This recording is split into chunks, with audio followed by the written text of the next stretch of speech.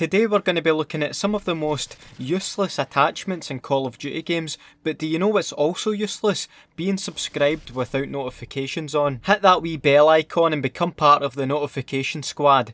That's right, I say squad, not squad. Mad notification squad. Anyway, the attachments in this video are a bit useless in my opinion, and of course some of them are featured in multiple Call of Duty games, but I'm only going to be showing them off once, because that's all they deserve, alright? Starting off with the Acog Scope on a submachine gun. I mean, look at this. The scope is nearly as big as the gun. You need to be either seriously skilled or seriously fucking stupid to be putting a scope on a gun that can't even shoot as far as you can see with it. Instead of trying to kill people with this combination, you'd be better off getting another mini Uzi with an Acog scope and holding them both up to your eyes and using them as a pair of binoculars. Seriously though, right, it's going to take a full magazine of shots from this gun to bruise someone at a significant distance from you, so you're going to be tapping the trigger before you get bored, or you'll be spraying shots and the recoil as you're looking through the Acog scope at the sun end up burning your eyes out. So unless you're sick and tired of having working retinas, an Acog scope and a mini Uzi or a Scorpion is just useless. Over to World at War, which gave us the Bipod to mount on machine guns like the MG42 and the Browning, which is fantastic. You can become a fucking turret, but not so fantastic with the likes of the Bar, Type 99 or FG42, where you mount your gun thinking you've got unlimited ammo, only to find out you'll be spending more time reloading than shooting. These guns just don't really have sufficient shots to fire before reloading, not enough to warrant a bipod in my opinion. The sawed-off attachment, or detachment rather, for the double barrel shotgun sounds pretty good when you hear the shotgun will do more damage sawed off, but when you hear it also decreases accuracy and range, the double barreled is already pretty good close up. Sawed on? Wait, that doesn't make sense. The vanilla gun can kill people up close pretty easily, so why would you want it to have more damage and sacrifice anything else? Your damage is up, sure, but now you have to be extremely accurate with your shots, which again you already had to be, but now you have to shoot with pinpoint precision now that the pellets are flying out your gun at all angles because your barrel is too short. Just stick with a grip, mate. Modern Warfare 2 introduced us to the rapid fire attachment, formerly known as the perk double tap, but it's an attachment now, and a useless attachment at that, on guns that are already pretty rapid firing to begin with, such as the Vector, which has the fastest fire rate of any gun in the game, so why on earth would you want to make it shoot 25% faster? This is how crazy fast this thing shoots. Here's what it sounds like without rapid fire when I hold down the trigger. And here it is with rapid fire.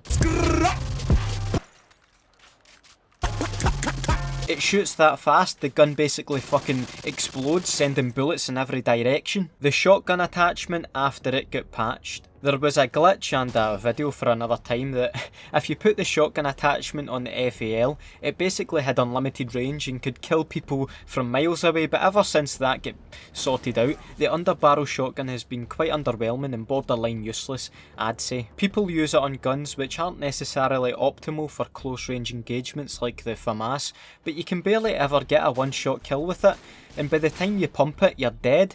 I think you're better off just spraying the burst fire weapon, to be honest. Plus, don't even attempt to take on someone more than 5 meters away from you. You'll be lucky to finish them off with the 4 shots it gives you before you need to reload. The shotgun is a cool attachment, but ultimately quite useless. Over on Black Ops we have an attachment for pistols, which is pretty useless but also just quite sad. It's that shite. The upgraded iron sights for pistols, which all it does is add these 3 slightly illuminated dots onto your iron sights.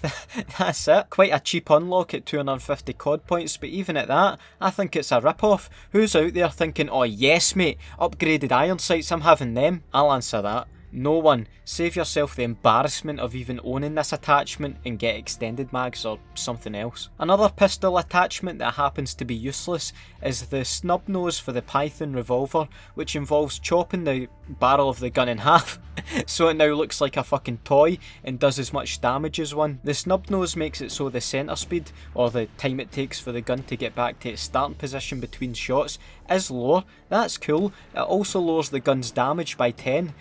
Not so cool. So now you have a close range weapon that can't even kill an enemy with 2 body shots, and you only had 6 shots to begin with, so unless you're a bloody expert with this weapon, don't give your gun a snub nose. And lastly, this one will be no surprise if you've seen my most useless perks video, Scrambler, the attachment for the riot shield in COD Ghosts, which messes up enemy radar when they get near your riot shield. Now, I can't be the only person who would see my radar begin to stop functioning and think, great, there's someone nearby without a primary gun, and go on a hunt for them. You're just asking for trouble with this, to be honest, but I guess if that's what you want, then it's good. But me personally, when I'm using a riot shield, I don't want to bring attention to myself, so in regards to any practical use of this attachment, I think it's pretty useless. There you have it, some of the most useless attachments in Call of Duty games in my opinion. Let me know which attachment you think is the most useless, and if you think I've missed any out in this video, do state your case. A like on the vid is much appreciated as always, and any video ideas you have for the future always helps me out. This video has long been requested, so thanks for that. Thanks also to Elgato, who recently hooked me up with an HD60S. I'm not sponsored by them at the moment, but like I say, they did hook me up, and I've been using it this past week to record and stream, and I definitely think my video quality has improved. So if you're interested in getting one yourself or just finding out more about Elgato, link will be in the description. Have a nice day, and I'll see you in the next video. Bye.